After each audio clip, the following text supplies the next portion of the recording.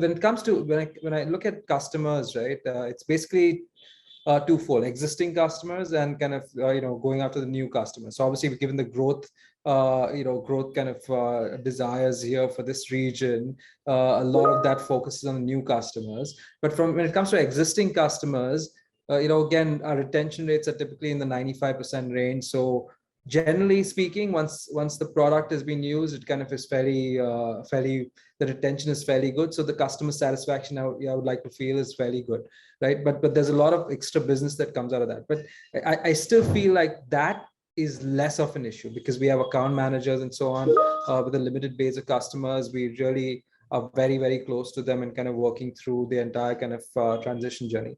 Where we really get stuck is when it comes to the new customers, right? And this is where in terms of buyer insights and kind of how do we want to understand that. Abhay mentioned data is the new oil, but I keep saying, I keep adding on to that yes, it's crude oil, right? Like till it's not refined, you can't really use it anywhere. And that's the problem today we have. It's just abundance of data, but we don't know how to kind of channel it in a meaningful way to get some insights. And currently we have, traditional. We are very traditional in terms of some of the ways we work through, right? Like, so essentially we'll have the BDRs kind of doing the calling and getting leads in for very specific prospects. We have Google AdWords and all those kind of search keywords that you do. Attend conferences, the teams attend conferences, but very inefficient process, right? And then we can try and marry the data somehow. So there's tons of data sources and kind of all jumbles up.